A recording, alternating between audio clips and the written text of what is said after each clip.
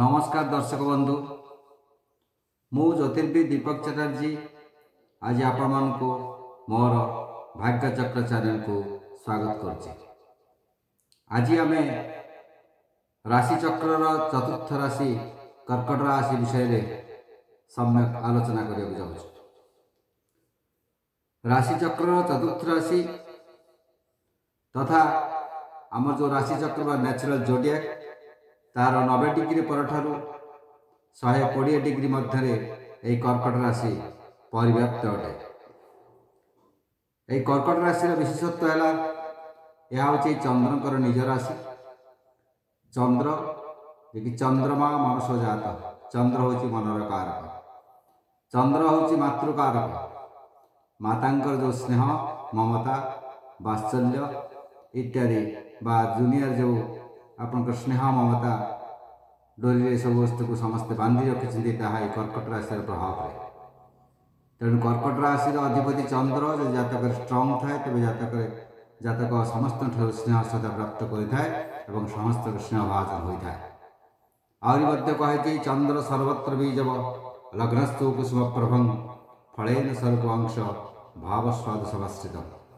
तेणु फल विचार भाव विचार ये समस्त पूर्व प्रथम चंद्र को देखा पड़े चंद्र शक्ति।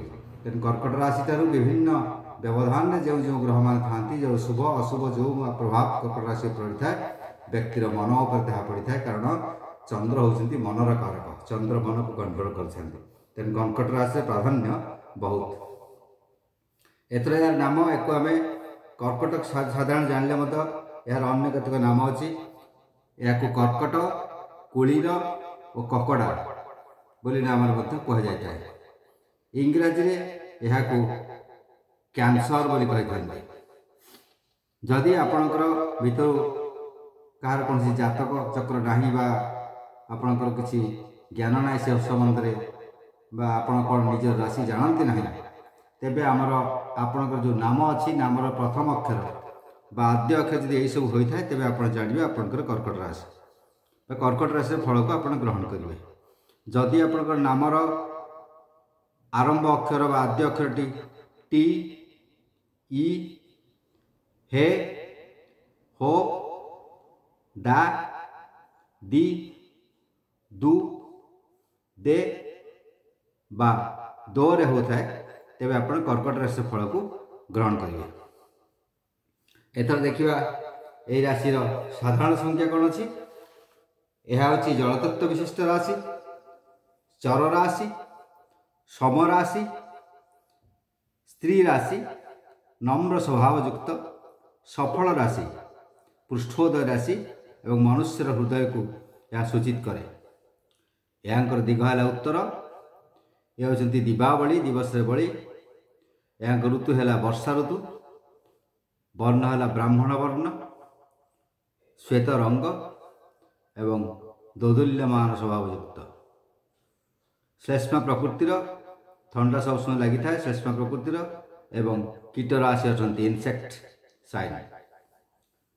एवं देखा जदि राशि हिसाब से देखा तो ये कर्कट राशि अधिपति चंद्र से हिसाब से देखा गले मित्र राशि गुड़िक हूँ सिंह धनु मीन मेष बिछा एगुड़िक हूँ कर्कट राशि मित्र राशि एवं मिथुन और कन्या यह हूँ कर्कट राशि शत्रु राशि। वृष तुला मकर और कुंभ एगुड़िक कर्कट राशि प्रति समभावपन्न था। एथर देखा राशि लक्षण साधारण लक्षण। कर्कट राशि व्यक्ति विद्या बुद्धियुक्त होता धनयुक्त होता वक्र गति चलती चंचल चलती सेमानकर कटी उन्नत क्षुद्र बा मध्यम शरीरधारी होती सुंदर होता सौंदर्यप्रिय होता से स्त्री अधीन था सद्बंधुयुक्त होता बहु गृहयुक्त होती ज्योतिष शास्त्र कुशली होता मोटा ग्रीवाधारी होती प्रीति वसता प्राप्त होती मित्रप्रिय होता जलप्रिय होता एवं उद्यान प्रिय होता ईश्वर विश्वासी होती भ्रमण प्रिय होती एवं बेले बेले आलस्यता प्रकाश करते। जदि आम नक्षत्र हिसाब से देखा तेबे सबु राशि भली ए राशि तीन गोटी नक्षत्र अच्छी। पुनर्वसु नक्षत्र, पुष्या एवं अश्लेषा एभली तीन गोटी नक्षत्र कर्कट राशि अच्छी नक्षत्र हिसाब से देखा आम तेज पुनर्वसु कर्कट जो जन्म होती कर्कट राशि पुनर्वसु नक्षत्र से इंद्रिय जयकारी सुखी उत्तम स्वभाव रोगयुक्त सर्वदा पान खावा इच्छा करती अल्प संतुष्ट होता पुष्य नक्षत्र जात व्यक्ति माने शांत प्रकृति समस्त प्रिय होता पंडित होता धनी और धर्मयुक्त होता अश्लेष नक्षत्र जात व्यक्ति शठ खाद्य खाद्य विचार करते नहीं कृतज्ञ और धूर्त होता एथर देखिए आम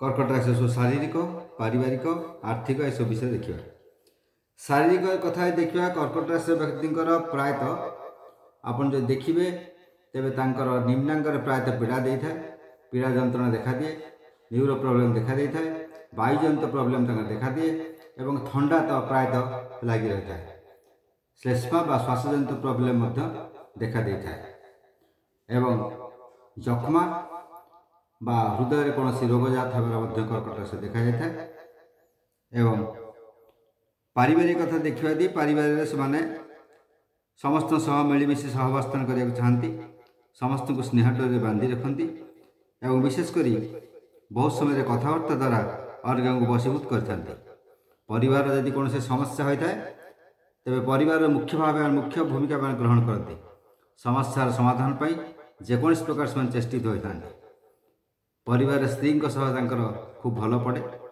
एवं संतान मानक सी माता भली स्नेह करते कर्कट राशि अधिपति यदि चंद्र चंद्र मातृकारक तेणु संतान मानक माता भली से स्नेह करते संतान मान पाखर दूर को जावाक दियंते नहीं एवं संतान प्रति कथा से बुझती ठीक माता भली भरण पोषण करती एवं दायित्व नहीं था आर्थिक कथा देखा तेरे आर्थिक क्षेत्र में प्रायतः सब जो चलती अर्थ जो कहा कहती कंचा पैसा सब जावास करे प्रायतः फिक्स डिपोजिट बा यू जिनस हो पारे ना एफडी डिस्टर्ब हुए फिक्स डिपोजिट बा करेंट जदि करेंगे अकाउंट करती से सब द्वारा ठीक से हुए नहीं किंतु चलती पैसा प्रायतः समय जावास करे एवं आर्थिक अवस्था प्रायतः संतोषजनक होता है विशेष भल ना विशेष खराब होता है जान वाहन भूमि गृह इत्यादि जीवन में प्राप्त होता है एवं कर्कट राशि ग्रह पोजिशन नहीं कि सब देखिले केबे कौन केमती प्राप्त हम से तो अलग कथा किंतु राशि साधारण भाव यह पेशा व्यवसाय भाव ने एमाने प्राय बुलिया पेशा को बुलिया व्यवसाय को बेसी भल पाती एवं जदि बसिक किसी कार्य करती तेबे ज्योतिष वास्तु पुरोहित कर्म ये सब कर्म को ସେମାନେ विशेष प्रिफरेंस देते एवं नीतिवाणी प्रवचन यू करवा पुराण पाठ करवा समस्त को शुणाइबा एवं पुराण रे गान रे लीन रहिबा एवं जो अच्छी आपणकर ड्रामेटिक लाइन जो अच्छी आर्टिस्टिक लाइन से सब लाइन में जीवार देखा देता है एवं चाकरी कले प्राय सरकारी चाकरी प्रायतः हो न था प्रायतः बेसरकारी चाकरी करती एवं प्रायतः व्यवसाय से करते व्यवसाय प्रायतः लाभवान होती एवं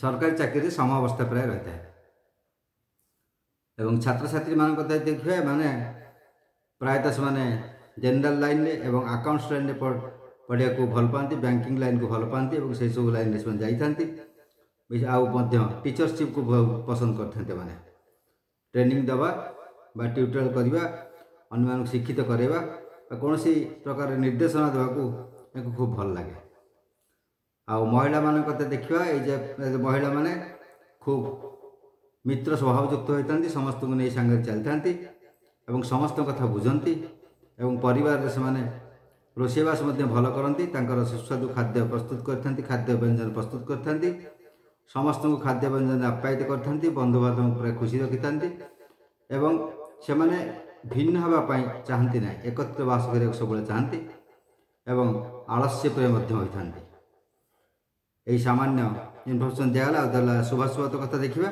एथर कर्कट शुभाशुभ देखा शुभ रंग हूँ धला बा आकाशी रंग शुभ संख्या हूँ 4 शुभ धातु हूँ चांदी शुभ रत्न मुक्ता बा चंद्रकांत मणि मून स्टोन जहाँ कहते शुभ मणिका है क्षीरपड़ी मूल घातबार है प्रत्येक बुधवार और घात तिथि है उभय पक्षर कृष्ण पक्ष शुक्ल पक्षर द्वितीय सप्तमी और द्वादशी।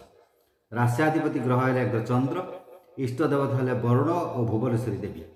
कल्याणकारी मंत्र है ओम ऐं क्लीं सोमाय नमः बा केवल ह्रीं ह्रीं मंत्र जप कर प्रत्येक कार्य सिद्ध होता है।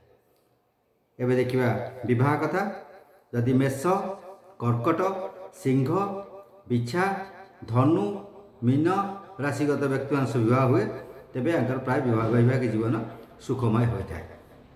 यही साधारण सूचना विषय दिहला एवं परवर्ती समय जहाँ किसी अधिक सूचना प्राप्त हो से संबंध में आपको अवगत कराइबी। आज रोची नमस्कार।